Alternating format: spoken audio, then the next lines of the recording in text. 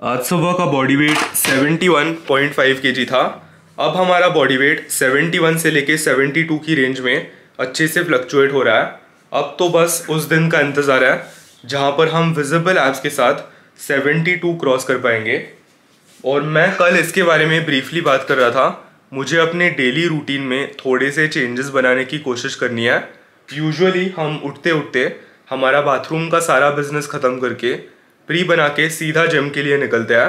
पर मुझे first thing in the morning जो भी सारे इम्पोर्टेंट टास्क्स हैं उन्हें टैकल करके पूरे दिन में थोड़े से मील्स खा के शाम को ट्रेन करने से थोड़ा सा एक्सपेरिमेंट करना है। हमारी जापानीज़ की N1 की एग्ज़ाम अब 2.5 महीने में आ रही है, तो उसकी पढ़ाई भी फुल ऑन चल रही है।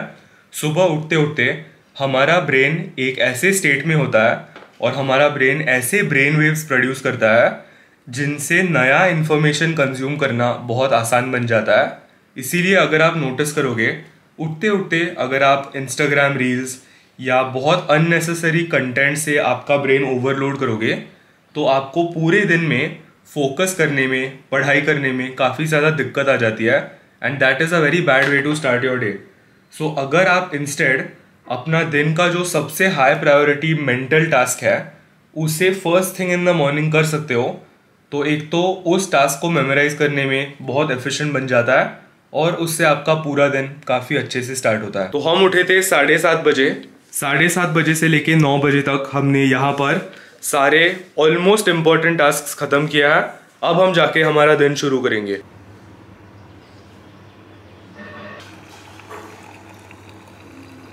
कॉफ़ी रेडी है। ये कप मम्मी के लिए, ये कप मेरे लिए।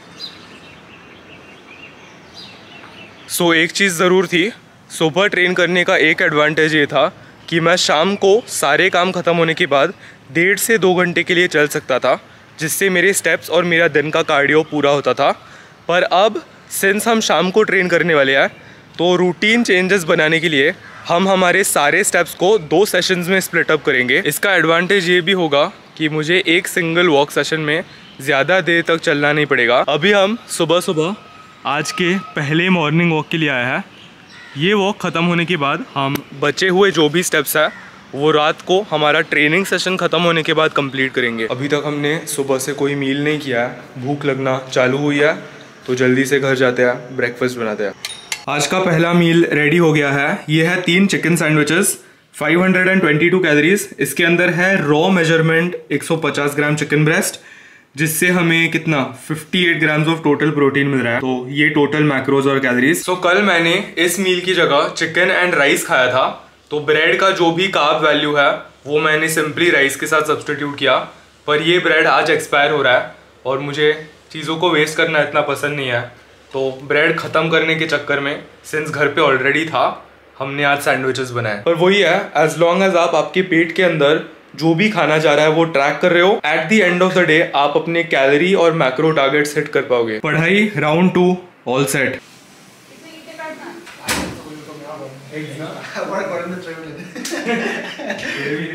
Yeah, I walked out my black shoes. That's the issue here. Welcome Suren. New what? अच्छा table. Full squad present. I haven't seen you in a while, bro. एक दिन नहीं मिले. अच्छा, you haven't seen ना? I haven't seen these. Seen bro? DR guard पाल किया नहीं. Okay, now I'm gonna do some NSFW stuff. Suren ने ये भी नहीं देखा। जब मैं जापान गया था तो शिबुया से मैंने जापानीज पोकेमोन कार्ड्स खरीदे थे, जस्ट ऐसे ही मेमोरी के लिए। तोड़ दे। Bro, yeah. This is too nostalgic, bro.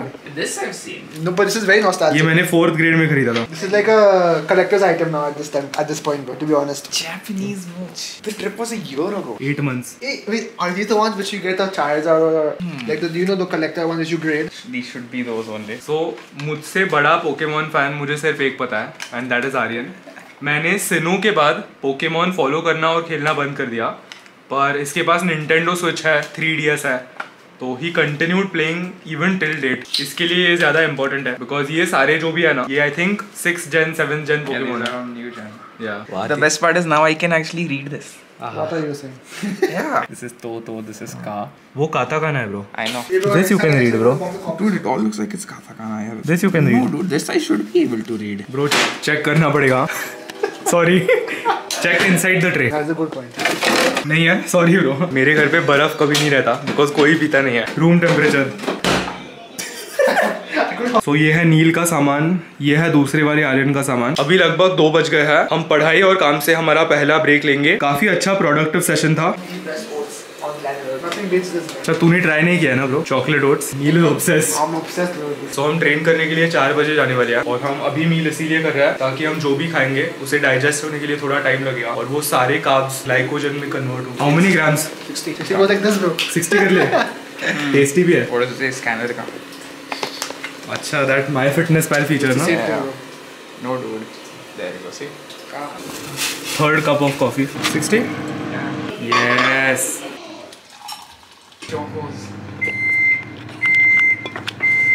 That looks good. तो सैड न्यूज़ है कि इसे और इसे हाँ. कॉफी में शुगर फ्री चाहिए होता है, मीठा चाहिए होता है, I मिल्क चाहिए होता है। I was sweet too, that is. तूने मुझे होप्स दिए थे bro that you will try bitter coffee. See, I'll try it now only, bro. जाएगा. जाएगा। It's doable, but why not? Why do you want to suffer? Neel that looks good. Bro, it is doable, हाँ bro. You can't go wrong. Oh perfect, baby food जैसा लगता है ना। Very plain. Let's see what the hype is about. Hype is real. केला, mashed walnut, dark chocolate oats. With the scoop of strawberry. Exchange करना है. Stuff, no? Bro it's raining. What will you say? Wow जरूरत थी। अवधूत chest की condition कैसे है? सो रहे। वाट लग गई है ना कल के बाद। तो मुझे अभी तक के बल्किंग प्रोग्रेस के बारे में थोड़ी सी बातचीत करनी है। आज सुबह हमारा बॉडी वेट 71.5 kg था। ये बल्क शुरू करने के पहले मैंने खुद से एक प्रॉमिस की थी कि इस बल्क के दौरान मैं डर्टी बल्किंग के चक्कर में बिल्कुल नहीं पड़ूंगा और मैं अपने एब्स एटलीस्ट टॉप 4 की जो डेफिनेशन है वो बिल्कुल लूज़ नहीं करूंगा। और ये प्रॉमिस मैंने खुद से इसीलिए बनाया था क्योंकि मेरे लिए बल्क करना कट करने से थोड़ा सा ज़्यादा मुश्किल है। कट करते वक्त अगर मैं 12 वीक्स आउट हूँ तो मुझे पता होता है कि उन 12 हफ्तों में कोई लीवे नहीं है और कोई रूम फॉर एरर नहीं है। तो मुझे हर दिन डिसिप्लिन मेंटेन करके हर दिन अपना न्यूट्रिशन ट्रैक करना होता है। पर जब हम बल्क कर रहे होते हैं, आई डोंट नो व्हाई, शायद ये ह्यूमन साइकोलॉजी है, हम खुद को कन्विंस करने की कोशिश करते हैं कि ठीक है मैं बल्किंग कर रहा हूँ, मैं जंक फूड खा सकता हूँ, बाहर का खाना खा सकता हूँ, एक दिन अपने कैलोरी बजट के ऊपर जा सकता हूँ और sometimes 1 day turns into 3 days इन अ रो। तो ये जो पैटर्न रहता है ये मैंने बल्क स्टार्ट करने के पहले ही रिकग्नाइज़ किया था। इसीलिए मैंने खुद को बताया था इवन दो मैं बल्क कर रहा हूँ, मैंने अपने प्रेप से जो भी डिसिप्लिन गैदर किया है वही डिसिप्लिन मैं गोइंग फॉरवर्ड एक गेनिंग फेज़ में इम्प्लीमेंट करूँगा। और आई फील लाइक हम सब ह्यूमन टेंडेंसी है, हम सबका स्केल वेट के नंबर पे फोकस बहुत ज़्यादा जाने लगता है और हम एक बहुत बेसिक चीज़ भूल जाते हैं और वो बेसिक चीज़ है how we actually appear in the mirror. मेरा ये मानना है कि बॉडी बिल्डिंग और फिटनेस नंबर से ज़्यादा एक विजुअल स्पोर्ट है। इसीलिए इवन कटिंग करते वक्त मेरा कोई गोल वेट नहीं था पर एक गोल लुक था। मुझे एक पर्टिकुलर बॉडी फैट परसेंटेज तक जाना था और वो body fat percentage may be 66 पे आता या 64 पे आता, अनसर्टन था। एक बल्किंग कॉन्टेक्स्ट में विजुअली मुझे अपने एब्स बिल्कुल लूज़ नहीं कर रहा है और आई फील लाइक इन पिछले 5 हफ्तों में हमने बॉडी वेट इंक्रीज़ के साथ साथ हमारा बॉडी कॉम्पोजिशन अच्छे से मेंटेन किया है। मैं पास्ट में 71 एक बार रहा हूँ, पिछले साल भी रहा हूँ, प्रेप स्टार्ट करने के पहले भी 71 रहा हूँ। पर अगर आप ईयर आफ्टर ईयर एक पर्टिकुलर बॉडी वेट को थोड़ा सा विजुअली ज़्यादा अपीलिंग दिखा सकते हो और ख़ुद की फिज़ीक और अच्छे मसल मास और थोड़े से लीननेस के साथ प्रेजेंट कर सकते हो तो वो एक बॉडी बिल्डिंग कॉन्टेक्स्ट में प्रोग्रेस है। तो ऐसा नहीं है कि मैं अगले हफ्ते में तुरंत कैलोरीज बढ़ा के 80 kgs तक पहुंचना चाहता हूँ। मैं 80 kgs तक इवेंचुअली पहुंचना चाहता हूँ पर मैं उस प्रोसेस को समय दूंगा so that my body doesn't put on too much body fat. सोचो अगर मैं 80 kgs पे विजिबल एब्स के साथ जिम में ट्रेनिंग कर सकता हूँ तो मेरी फिज़ीक ओवरऑल कितनी अच्छी दिखेगी। तो अगर आप बल्क कर रहे हो, मेरा यही मेन मोटो होगा और यही मेन अनाउंसमेंट होगी कि आपके बॉडी को वो जो भी नया न्यूट्रिशन इनटेक है उससे एडजस्ट करने के लिए थोड़ा सा टाइम दो and don't rush the process. मैंने इनिशियली जब अपने कैलोरीज थोड़े से बढ़ाए थे तब मैं थोड़ा सा ज़्यादा फ्लफ़ी दिख रहा था क्योंकि मेरे बॉडी को उन इंक्रीज कार्बोहाइड्रेट्स की आदत नहीं थी।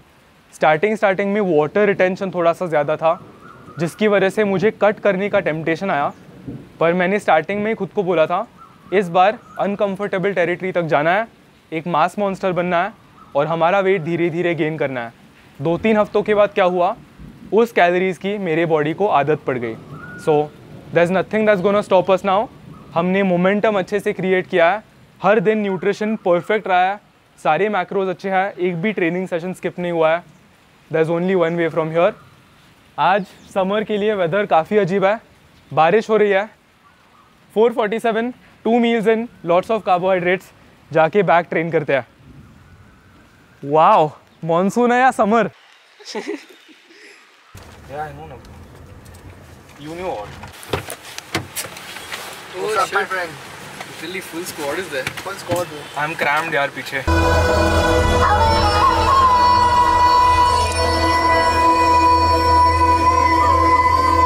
मुझे अभी मेरे गोल्ड्स जिम डेज़ की बहुत ज़्यादा याद आई। हम ऐसे ही, मैं, नील, आर्यन, पूरा स्क्वाड गोल्ड जिम में जाके 3 घंटे पावर लिफ्टिंग के वर्कआउट्स लगाते थे और अभी 5 बज गए हैं। हम ऐसे ही कॉलेज के बाद आते थे, 1000 कैलोरी शेक बनाते थे और जिम में 3 घंटों के लिए डेडलिफ्ट 1 रैप मैक्सेस लगाते थे। तो ये जो शाम का टाइम है उससे मुझे उसकी थोड़ी फेमिलियरिटी आ रही है।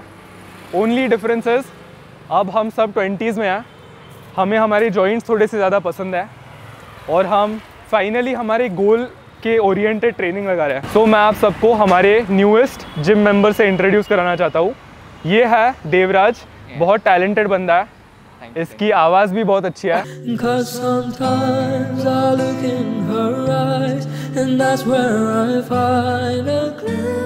और 2 साल से ट्रेनिंग भी कर रहा है। एंड मोस्ट इम्पॉर्टेंटली मुझे इसका पैशन बहुत पसंद है टुवर्ड्स ट्रेनिंग। हम सबका जो ट्रेनिंग मतलब हमारी जो प्रिंसिपल्स है वो काफ़ी मैच करते हैं। और मैं पिछले हफ्ते जिस चेस्ट वर्कआउट के बारे में बहुत ज़्यादा बातें कर रहा था वो मैंने इसके साथ वॉरियर जिम में लगाया था। So welcome to my channel. Thank you. जब भी हम नेक्स्ट वहाँ पे जाएंगे we can try that incline chest press का machine. And I think highlight था ना उस दिन का, वो हाईलाइट था ब्रो। एंड जो लाइटिंग भी वहाँ का बहुत क्रेजी है।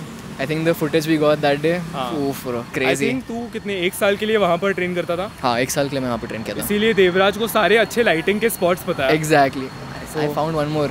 अच्छा, एक और बाथरूम में एक और मिला। आई शो यू मेरे हाँ सच्ची में, मैं तेरे को फोन पे दिखाता हूँ। I got it. हमारे डेली डाइट में प्रोटीन एक बहुत इंपॉर्टेंट मैक्रोन्यूट्रिएंट है। जैसे प्रोटीन हमें मसल बिल्ड करने में मदद करता है, वैसे ही हमारे स्किन के अंदर एक और टाइप का प्रोटीन होता है जिसे कोलेजन कहते हैं। इनफैक्ट 70% स्किन कोलेजन से बनती है। कोलेजन हमारे बॉडी में अलग अलग जगहों पे प्रेजेंट होता है, हेयर, जॉइंट्स और बोन से लेके सबसे ज्यादा हमारे स्किन में। जैसे घर बनाते वक्त सीमेंट ब्रिक्स को होल्ड करता है, वैसे ही कोलेजन हमारे स्किन को होल्ड करके उसे और फर्म बनाता है। फर्मनेस के साथ साथ ये हमारे स्किन का स्ट्रक्चर भी मेंटेन करता है। एज वी एज हमारे स्किन का कोलेजन डिप्लीट होने लगता है। एजिंग के साथ साथ यूवी एक्सपोजर, पोल्यूशन और स्ट्रेस हमारे स्किन के अंदर के कोलेजन को और घटाता है। स्पेशली गर्मियों में इतना ज्यादा पसीना आने की वजह से it becomes a bigger problem. इन सारे इश्यूज की वजह से कोलेजन को रिस्टोर करना उतना ही जरूरी बन जाता है। इसीलिए मैं HK वाइटल्स का कोलेजन पाउडर इस्तेमाल करता हूँ जो 8 हफ्तों के रेगुलर कंजम्पशन से कोलेजन को रिप्लेनिश करने में मदद करता है। अब आप सब सोचोगे कि कोलेजन रिप्लेनिश करने के लिए रेगुलर वे प्रोटीन भी मदद करता है, बट नो, कोलेजन को अमीनो एसिड्स की एक अलग चेन की जरूरत होती है जो वे प्रोटीन में नहीं होती। इस प्रोडक्ट में मरीन कोलेजन एक पेप्टाइड फॉर्म में अवेलेबल है जो हमारी बॉडी आसानी से अब्सॉर्ब करती है। इसके लो मॉलिक्यूलर वेट की वजह से it's easy to absorb and super effective. इस प्रोडक्ट में कोलेजन के साथ साथ बाकी के जरूरी न्यूट्रिएंट्स भी है जैसे विटामिन सी, विटामिन ई और हाइलुरोनिक एसिड जो स्किन को हाइड्रेटेड रखते हैं। आप इस प्रोडक्ट को दिन में कभी भी ले सकते हो, बस 1 स्कूप ग्लास में डालो एंड एंजॉय। ये प्रोडक्ट ऑरेंज, मैंगो, वाटरमेलन और मिक्स्ड फ्रूट में अवेलेबल है। हेल्थ कार्ड के स्किन रेडियंस कोलेजन को चेकआउट करने के लिए डिस्क्रिप्शन बॉक्स में पहली लिंक क्लिक करना। आज के बैक डे के लिए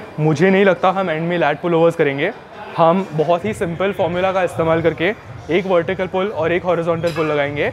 आजकल मेरी लैट पुल डाउन पे बहुत अच्छी फेस चल रही है। हम इस मशीन को time under tension style of training के साथ मैक्स आउट करने के बहुत करीब है।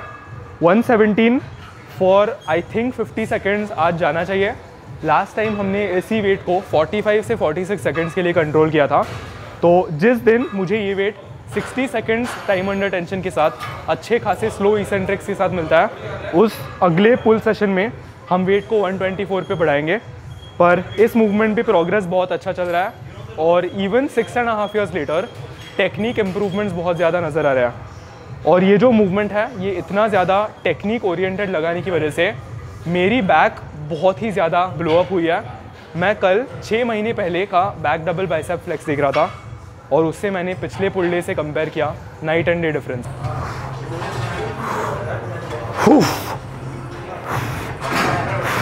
Good reps only.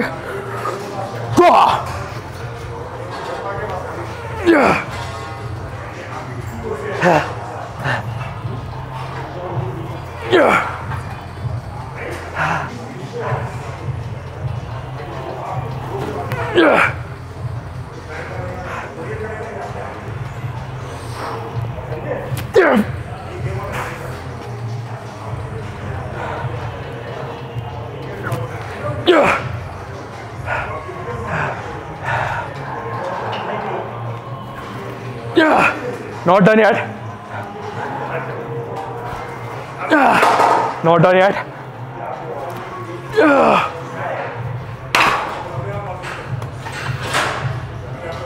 How much was that?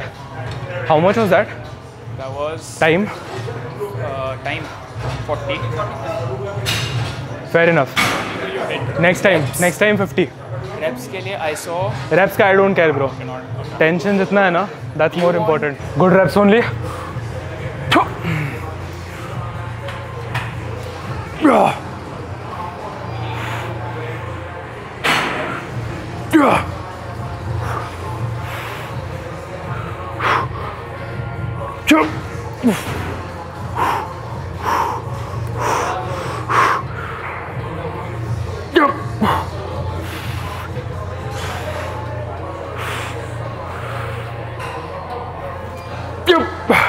Not done yet.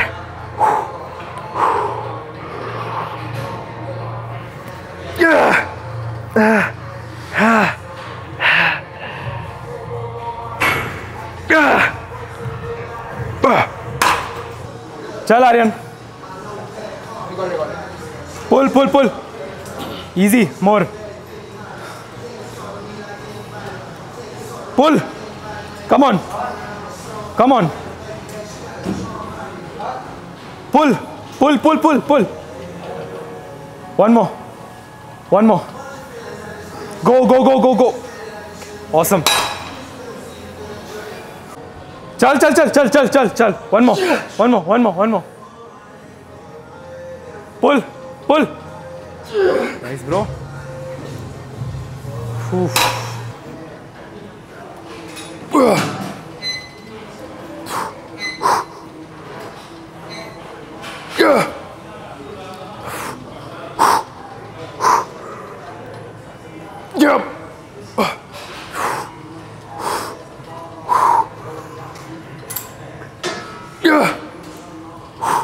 Good reps only.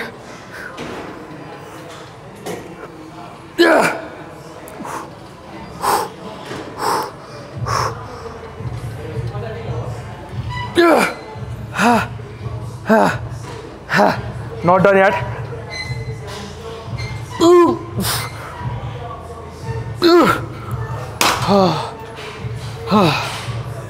So मुझे बीच में थोड़ा सा डाउट आ रहा था कि मेरी जो ट्रेनिंग स्टाइल है, यानी ये जो भी टाइम अंडर टेंशन का सीन है, बियॉन्ड फेलियर जाना, वॉल्यूम थोड़ा सा कम रखना, क्या ये सचमुच मेरे ऊपर काम कर रहा है कि नहीं। As someone who has been training for 6.5 years, मेरे ऊपर विजुअल प्रोग्रेस देखना थोड़ा सा मुश्किल हो जाता है, क्योंकि आप जैसे अपनी ट्रेनिंग जर्नी में एडवांस होते जाते हो, जैसे आप बिगिनर स्टेज क्रॉस करके इंटरमीडिएट, एडवांस्ड इस डायरेक्शन में जाने लगते हो, तो visible muscle mass put on करने में काफ़ी समय जाता है। पर मेरे ये सारे डाउट्स कब चले गए पता है? जब 3 महीने पहले दूसरा वाला आर्यन मेरे साथ हर रोज़ ट्रेन करने के लिए आया। 3 महीने पहले उसके जिम का डे 1 था और सिंस वो मेरे साथ ट्रेन कर रहा है, हम दोनों का स्प्लिट एकदम मैच होता है, हमारा ट्रेनिंग वॉल्यूम मैच होता है, इंटेंसिटी मैच होती है, और उसने 3 महीने में जितना विजिबल स्ट्रेंथ गेन और विजिबल मसल मास गेन बनाया है, वो देख के मैं फुल्ली कॉन्फिडेंट हूँ कि मेरे ऊपर भी किधर तो डीप डाउन चेंजेस हो रहा है. It's just that because of 6.5 years of training वो इतने जल्दी विजिबल नहीं होते. आर्यन का लैट पुल डाउन डे 1 पे मे बी 26 या 36 ऐसा कुछ था. आज उसने पहला सेट 82 या 89 के साथ लगाया.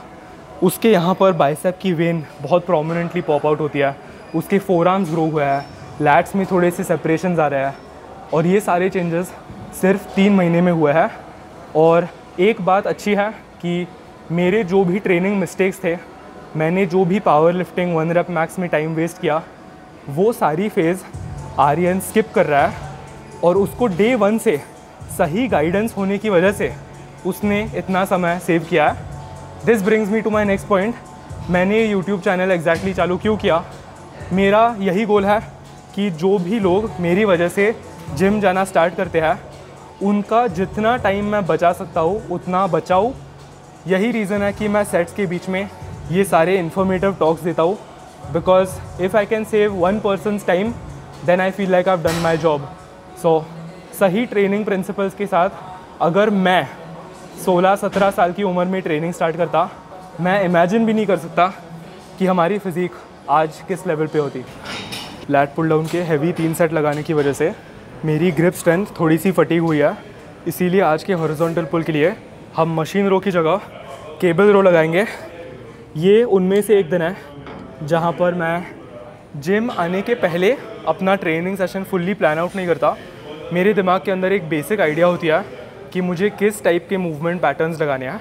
बाकी मैं फील से जाता हूँ. मुझे ये पता है कि अगर मैं इसके 3 सेट फेलियर तक लगाऊंगा वर्सेस मशीन रो के 3 सेट फेलियर तक लगाऊंगा, तो इन दी एंड मेरे जो भी हॉरिजॉन्टल पुलिंग रोइंग मूवमेंट्स है, वो जो भी मसल ग्रुप्स है, वो अपने 100% कैपेसिटी तक काम कर रहा है. सो मैं इतना ज़्यादा ओवरथिंक नहीं करता. पहले मेरा वो बहुत नखरा रहता था कि मैं प्रोग्राम फॉलो कर रहा हूँ, इस साल मैं सिर्फ ये मूवमेंट्स करूँगा. पर वो एक बहुत ही मशीन वे ऑफ थिंकिंग है. हम ह्यूमंस होते हैं, हमारे अंदर इमोशंस होते हैं. So on some days that might feel good, on some days this might feel good. जब मुझे ये पता चला कि दोनों सेम कैटेगरी में आते हैं, मैंने इतना ओवरथिंक करना बंद कर दिया, जिसकी वजह से मैं जो एक्सरसाइजेस लगाता हूँ और जो सेट्स लगाता हूँ उनके अंदर एफर्ट ज़्यादा होता है, because I am not over analysing every little detail. Good reps only.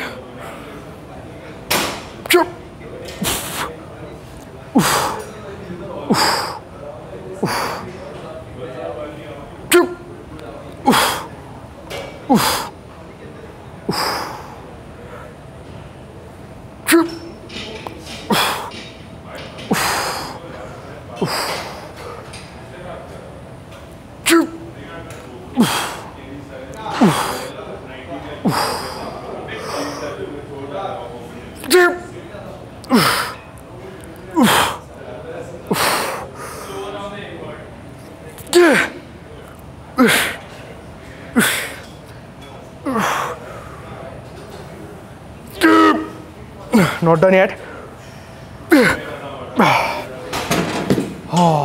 Class. इसके 2 और सेट, फिर रेड हेल्स.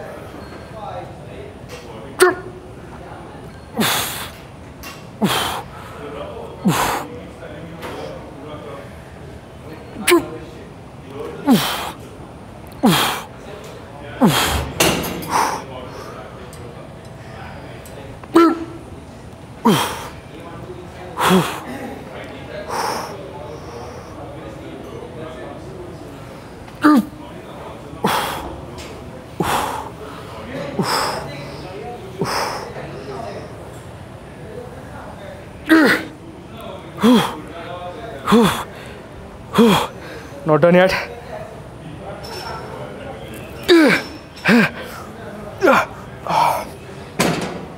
I want you to be explosive on the concentric. Pull, snap, yeah, and hold. Slow. Explode, pull, hold, and lower it slowly. Yeah. Full stretch and explode. That's the cue. Yes. Kneel. Do you want to do cable rows? It feels good. Full stretch. Explode. Yes. Bicep in. Explode. Try touching it to your stomach. Pull all the way. Yes, yes, yes. Come on. Come on. Not done yet. Full stretch. And pull. Okay. One more partial. Partial. Okay, yeah. You're good. You're good. You're good.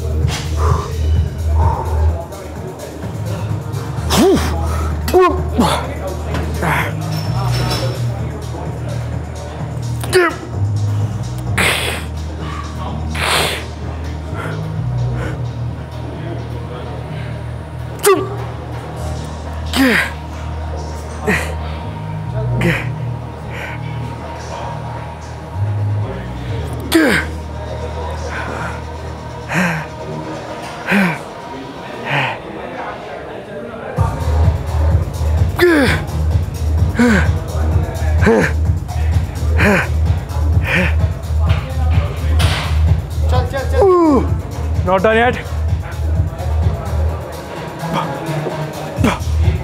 Oh, pull, pull, pull, pull, pull.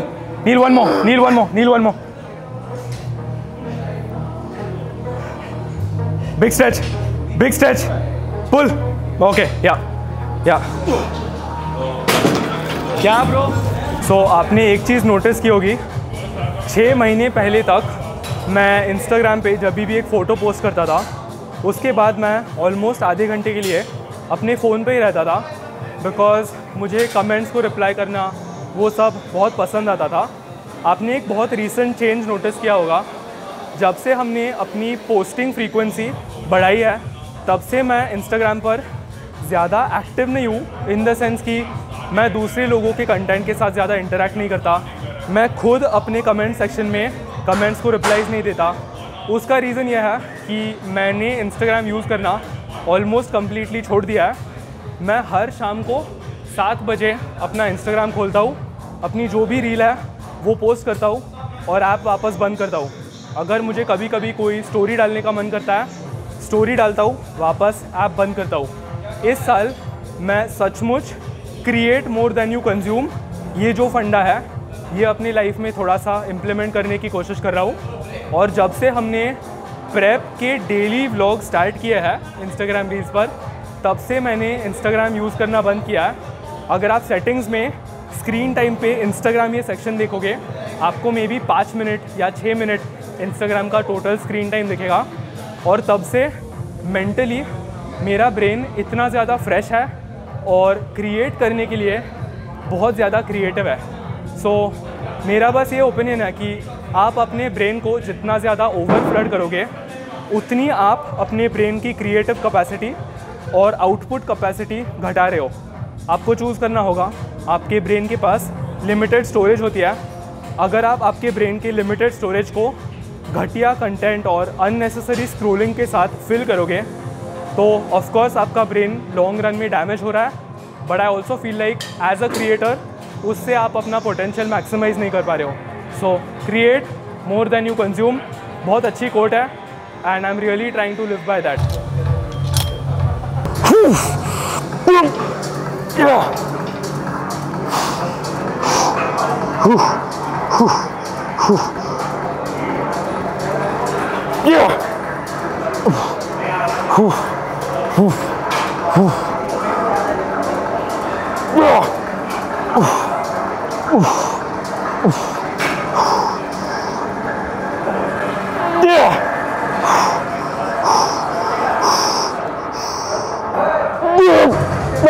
Not done yet. Not done yet.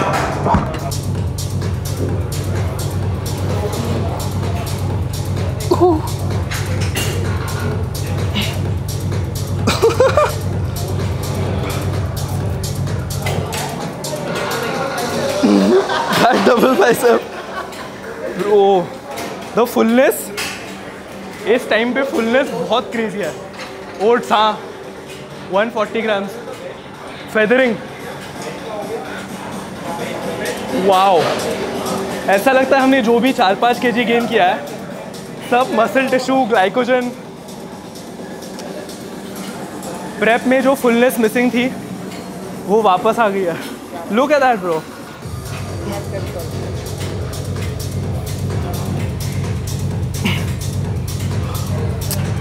Dells थोड़े से छोटे करने पड़ेंगे। हाँ ना bro, back मार रहा हूँ, चाहिए थोड़ा ले ले ब्रो।